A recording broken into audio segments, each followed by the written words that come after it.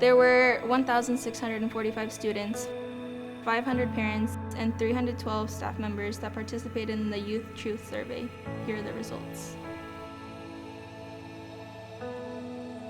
On average, 64% of students stated there was a caring adult within the school that they could go to for help with a personal problem.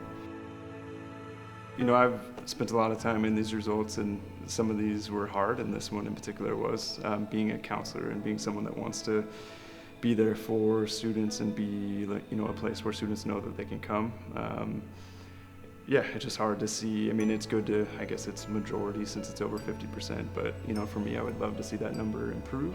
I personally can't agree to this statement because I have a counselor that I actually go to anytime I need help, whether it's academically or just personally something going on in my life, and I know I can come to him and tell him what's going on, and I trust him that he can help me.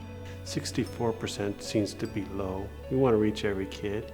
We understand that there's, 1,001 reasons why a student may not be reaching a person in our school. Maybe it's they have that relationship someplace else, at home or on a team or at a different school or something like that. But we want every kid to feel like that they can reach out if they're in our building and that they're going to get a response that they're looking for.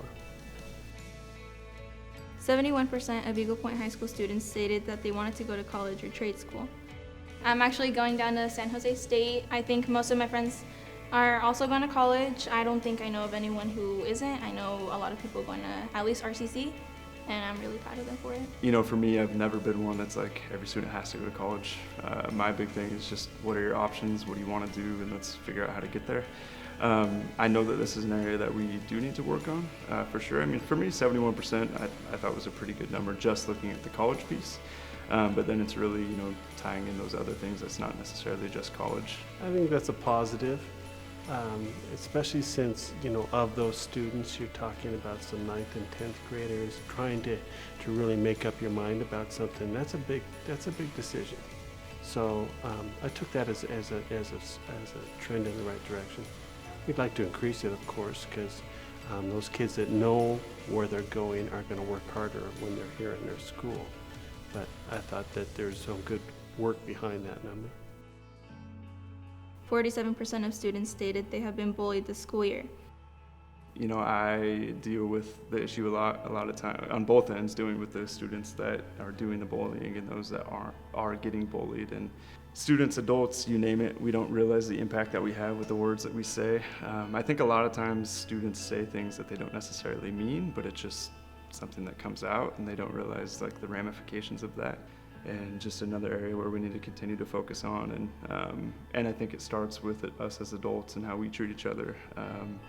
And showing that kind of model for students, and really being able to call out the behavior when we see it and not let things just go by like it's not a big deal, because usually that's when it gets bigger than it needs to be. So being a part of leadership and being well connected with the students, I can see that like different students coming with different problems of bullying, like not so like major bullying, like they're pushing you into lockers or like picking on you every day, but there are some instances where like people are rude or like just saying like racial slurs or something, and I do hear about it often.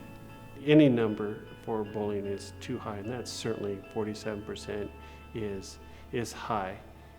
You're always kind of in a position when you're the principal and you hear something like that is to try to defend it or to explain it away, and I think I'll just say that we're going to work harder on it in the future.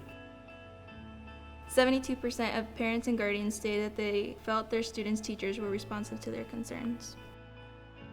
When we have student-led conferences, like if a parent has any questions, they communicate with the teachers. The teachers communicate back very professionally. They're very nice. They're very just normal people just trying to help each other out. That's an area where I think that we need to improve just across the board. It's easy to let that go by the wayside and not make that call or not make that connection. I know for me, when I work with students, I know that I can't fully support them if I don't take into account their family.